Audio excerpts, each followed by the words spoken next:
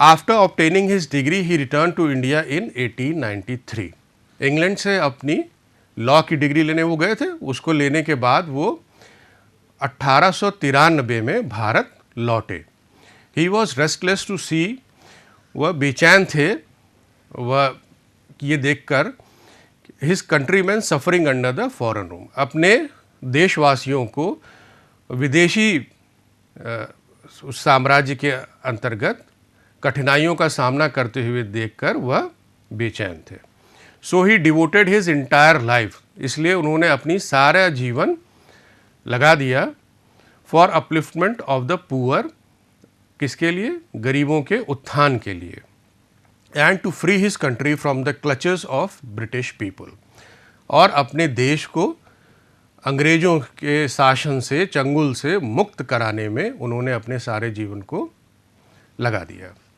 He led the freedom struggle against the British, उन्होंने British सरकार के खिलाफ स्वतंत्रता आंदोलन को चलाया, उसका नेतृत्व किया। And started satyagraha, non cooperation movement, Dandi salt march और इस तरह के मूवमेंट्स को चलाया। Satyagraha, what is satyagraha? Satyagraha is asking for truth और fighting for the truth, saying whatever is justified, whatever is true and not succumbing to any pressure, that is सत्याग्रह। ये बहुत ही famous है गांधी जी का सत्याग्रह के लिए, उनके लिए हमेशा जाना जाता है उन्हें, कि हमेशा सत्य का आग्रह किया जाए, जो भी सही है वही बोला जाए, जो जस्ट है, जो होना चाहिए उसके लिए कहा जाए और डरा ना जाए उसके लिए, चाहे कुछ भी कुर्बानी देनी पड़े, मगर हम सत्य से डिगे नहीं। Non cooperation movement, it was started on 5th September 1920 with the aim of self governance and obtaining full independence। तो ये जितने भी मूवमेंट्स चले बीच बीच में, जैसे लोगों को मोबिलाइज करने के लिए, एकजुट करने के लिए बीच बीच में ये मूवमेंट्स चलाए गए, उस समय के जो पॉलिटिकल ऑर्गेनाइजेशंस थे और गांधी जी के नेतृत्व में ये सब चले।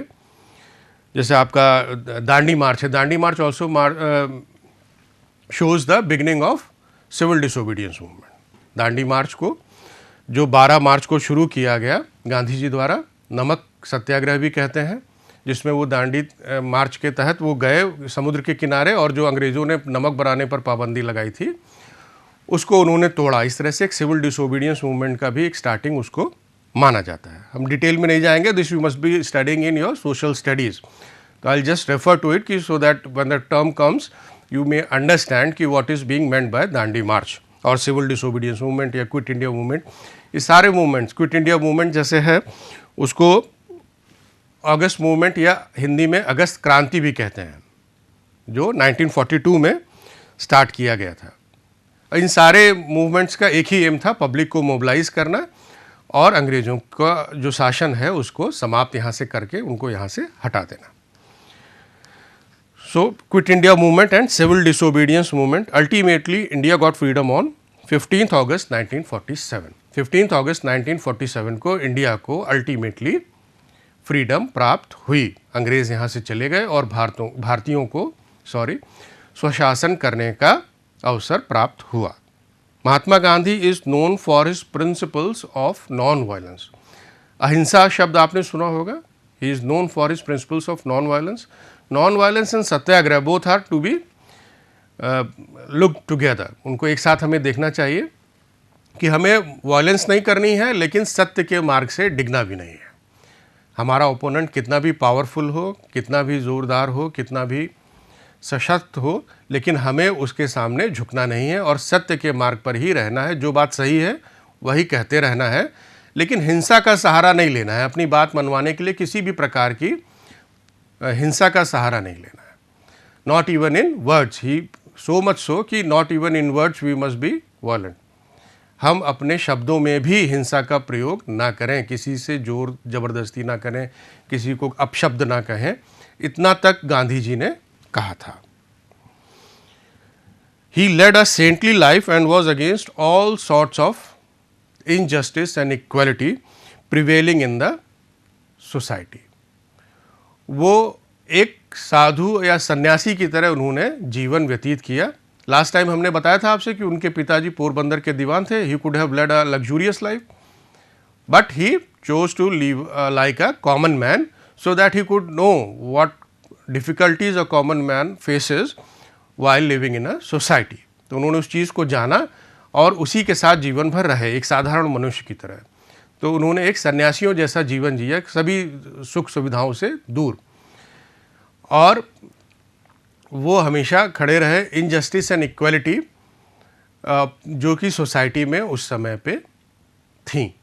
वो चाहे इनइक्वालिटीज़ हमारी अपनी बनाई हुई हो या ब्रिटिश शासन की वजह से हुई हो, उन सभी के खिलाफ गांधी जी ने मुखर विरोध किया उन सभी का. He wanted to establish Ram Rajya. वह राम राज्य की स्थापना करना चाहते हैं. हम सभी जानते हैं राम, राजा राम जो हमारे प्रभु राम थे, वो उस राज्य की स्थापना करना चाहते थे. अब राम राज्य माने क्या होगा? By Ram Raj he meant the kingdom of God. By Ram Rajya he meant a very justified governance. उनका तात्पर्य था राम राज्य से कि ईश्वर का शासन हो. ईश्वर किसी के प्रति पक्षपात नहीं करता है. No one is more beloved और loved by the God other than anyone else. जितना वो एक से प्यार करते हैं उतना ही सबसे प्यार करते हैं. तो किसी के साथ भी इनजस्टिस नहीं होगा. जो जितना डिजर्व करता है उसको वही मिलेगा, और किसी से किसी भी प्रकार का सोशल, कल्चरल, लैंग्वेज, किसी भी प्रकार का कोई भेदभाव ईश्वर नहीं करता है. उसी प्रकार से एक राज्य की उन्होंने परिकल्पना की थी जिसको उन्होंने राम राज्य नाम दिया था, जहाँ पे सभी लोग एक बराबर हों, किसी भी प्रकार का अत्याचार, अनाचार ये सब ना हो. For him Ram and Rahim were one and the same deity. उनके लिए राम और रहीम दोनों एक ही ईश्वर के दो रूप थे. For his great contribution to the country, Indians call him the father of the nation. उनका जो योगदान रहा भारत के समाज के उत्थान में या भारत की स्वतंत्रता प्राप्ति में, इन सभी में उनके योगदान से इतने प्रभावित हैं भारतीय कि उनको राष्ट्रपिता की पदवी दी गई है. हम उन्हें राष्ट्रपिता कहते हैं, या और भी कॉल हिम बापू. बापू जैसा लास्ट टाइम हमने बताया था कि बापू हम लोग अपने फादर को कहते हैं, पिता को कहते हैं. तो उसी तरह से हम उनको आदर सत्कार देते हुए बापू कहते हैं. ही was assassinated on 30 January 1948. 30 January 1948 को उनकी हत्या कर दी गई. किसके द्वारा? नाथूराम गोडसे द्वारा. सिंस देन, तब से ही 30 January is observed as martyrs day in India. शहीद दिवस के रूप में तब से ही हम 30 जनवरी को मनाते हैं. Now we come to the question and answer round. When did Gandhi ji return to India? अभी हम लोग ने पढ़ा गांधी जी कब लौटे इंडिया में. Gandhi ji return to India in 1893. Yes, very good. Why was Gandhi ji restless? He was restless to see his countrymen suffering under the foreign rule. British सरकार के अंदर जो अत्याचारी उनकी नीतियाँ थी उससे परेशान होते हुए देखकर वो रेस्टलेस थे. Why do we call, the next question is third one, why do we call Gandhi ji father of the nation? हम उनको राष्ट्रपिता क्यों कहते हैं? We call him father of the nation because of the great contribution he made to our country. कुछ लोग सोचेंगे नहीं, स्वतंत्रता आंदोलन में उनके कंट्रीब्यूशन के लिए. तो he not only contributed to the national movement but also to the betterment of the society. समाज के उत्थान के लिए भी उन्होंने बहुत सारे काम किए थे. The fourth question is who assassinated Gandhi ji? Gandhi ji की हत्या किसने की थी? Gandhi ji was assassinated by Nathuram Godse. He was assassinated by Nathuram Godse. When was Gandhi ji assassinated?